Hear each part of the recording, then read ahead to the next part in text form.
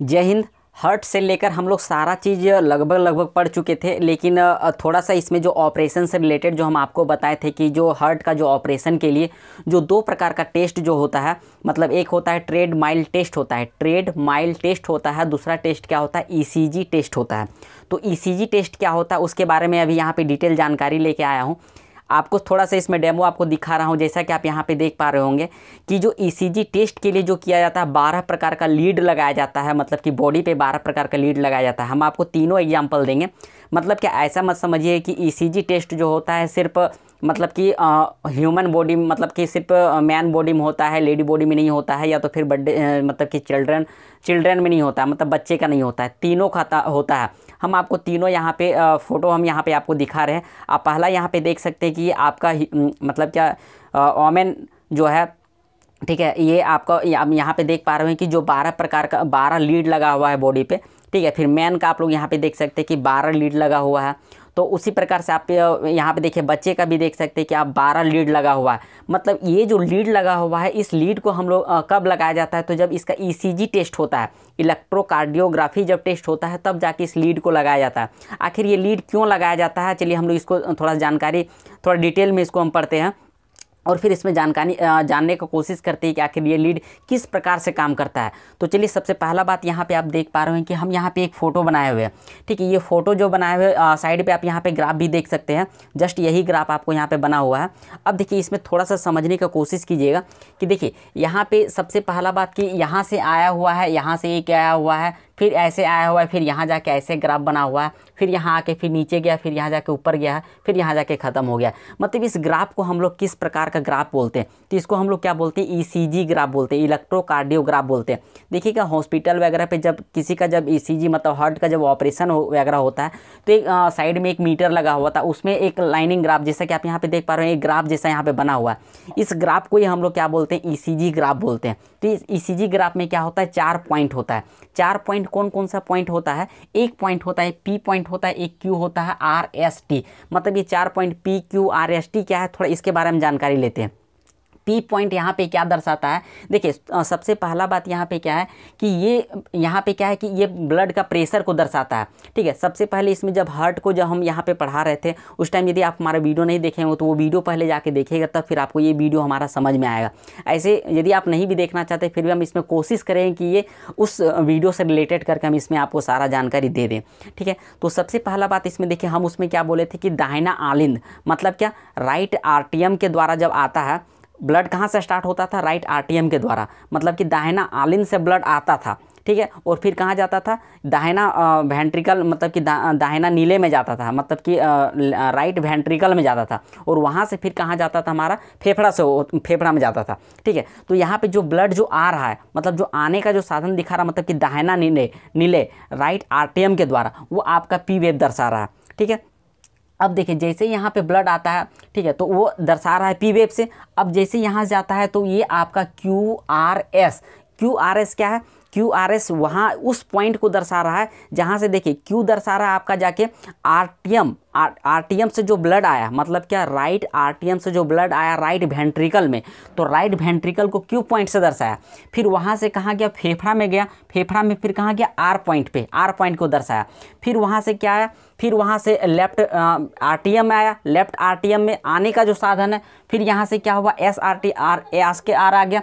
फिर हमारा टी कहाँ गया? पूरा हमारा बॉडी पे यहाँ पे हो गया। लेकिन सबसे पहले इसमें हमको थोड़ा सा जानकारी आपको देते हैं कि ये क्यू आर एस और यहाँ पे पी पॉइंट और टी पॉइंट क्या दर्शा रहा है। तो ये पी पॉइंट दर्शा रहा है यहाँ पे ब्लड प्रेशर का बढ़ना दर्शा रहा है, ठीक है। जबकि यहाँ पे देखिए ये क्यू आर एस मतलब इसमें क्या है कि बहुत ज़्यादा बढ़ रहा है, ठीक है। यहाँ पे ये जो ग्राफ जो दर्शा रहा है ज़्यादा, देखिए पहले यहाँ थोड़ा सा ग्राफ बढ़ा, फिर जाके थोड़ा सा कम हुआ, फिर क्या हुआ? फिर ज़्यादा हो गया। तो देखिए ये जो होता है ग्राफ का ज़्यादा बढ़ना भी ज़्यादा मतलब कि खतरनाक होता है और कम होना भी खतरनाक होता है।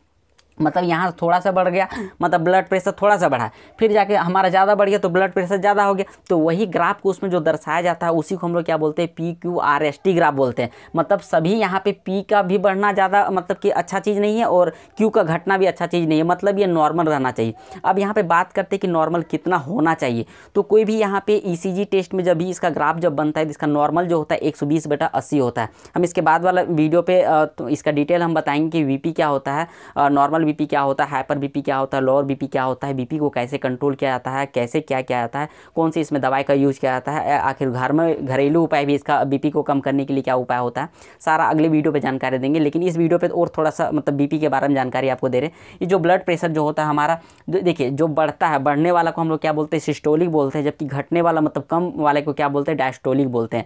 तो एक नॉर्मल बीपी जो होता है उसमें कितना होना चाहिए, 120 होना चाहिए, ठीक है, मतलब ज़्यादा होना चाहिए। और जो कम जो होता है 80 होना चाहिए, मतलब 120 बटा क्या होता है नॉर्मल, 120 बटा 80 नॉर्मल बीपी होता है।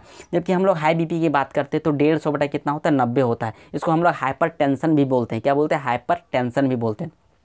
लो बीपी की बात करते हैं तो लो बीपी कितना होता है, 100/60 होता है, मतलब इसमें मैक्सिमम तो 100 होता है, और यदि 60 हो गया तो आपका लो बीपी ही कहलाता है।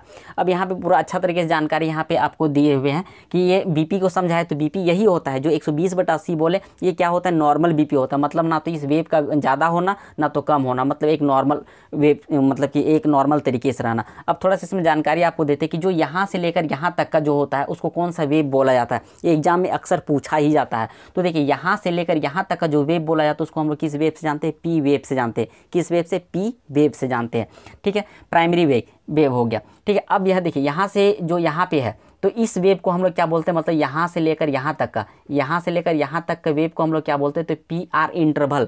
पी आर इंटरवल, इंटरवल मतलब क्या होता है कि थोड़ा सा अस्थाई, मतलब कि नॉर्मल वेव जो होता है उसको हम लोग क्या बोलते हैं, पी आर इंटरवल वेव बोलते हैं। अब यहाँ से थोड़ा सा नीचे की ओर हम लोग चलते हैं, तो नीचे की ओर जैसे ही जाते हैं तो हम लोग यहाँ पे देखिए, यहाँ से पी वेव आया, यहाँ से फिर बीपी हमारा क्या हो गया, हाई हो गया, इसका रेंज, इसका ग्राफ क्या हो गया, हाई हो गया। अब हाई हो गया तो इसे नीचे आ गया, मतलब यहाँ से लेकर यहाँ तक के ग्राफ को हम लोग क्या बोलते हैं, क्यू आर एस कॉम्प्लेक्स बोलते हैं। क्या बोलते हैं, क्यू आर एस कॉम्प्लेक्स बोलते हैं, ठीक है। इस दो मतलब क्यू और एस के बीच के इंटरवल को हम लोग क्या बोलते हैं, तो क्यू आर एस कॉम्प्लेक्स बोलते हैं। फिर इससे आगे की ओर जाते हैं तो यहाँ पे देखिए, यहाँ से एस से लेकर टी तक के सिगमेंट को हम लोग क्या बोलते हैं, एस टी सिगमेंट बोलते हैं। क्या बोलते हैं, एस टी सिगमेंट बोलते हैं, ठीक है। अब देखिए इस टी वेव के बारे में क्या बोलते हैं, इसको हम लोग टी वेव बोलते हैं। इसमें पूछा जाता है कि टी वेव क्या होता है, पी वेव क्या होता है, क्यू वेव क्या होता है, आर वेव क्या होता है, एस वेव क्या होता है, टी वेव क्या होता है, मतलब P Q R S T wave क्या होता है। तो आपको क्या बताना है, P Q R S T एक प्रकार का यहाँ पे इलेक्ट्रोकार्डियोग्राफ टेस्ट में एक वेव बनता है जिसको हम लोग क्या बोलते हैं, P Q R S T ECG graph बोल सकते हैं, ठीक है। अब देखिए यहाँ पे थोड़ा सा इसमें देखिए क्यू से लेकर टी तक का जो ग्राफ बनता है उसको हम लोग क्या बोलते हैं, क्यू टी इंटरवल वेव बोलते हैं। जबकि यहाँ से लेकर पी से लेकर जो हमारा क्यू तक का जो बनता है या तो आर तक का बनता है उसको हम लोग क्या बोलते हैं, आरपी इंटरवल वेव बोलते हैं। तो ये वेव ईसीजी के लिए ही किया गया था, जो कि हार्ट के लिए जो यहाँ पे टेस्ट होता है, ट्रेड माइल टेस्ट और ईसीजी टेस्ट। तो ट्रेड माइल टेस्ट का जानकारी हम नेक्स्ट वीडियो पे देंगे। इस वीडियो में मैं आपको ईसीजी टेस्ट के बारे में थोड़ा सा जानकारी आपको दिए हुए हैं, जो कि काफ़ी यहाँ पे बच्चे ज़्यादातर यहाँ पे पूछते हैं, या तो फिर एग्जाम में भी अगर इसमें ज़्यादातर क्वेश्चन आता है। तो छोटा सा वीडियो था, वीडियो हमारा पसंद आया हो तो वीडियो को लाइक शेयर कमेंट कीजिए।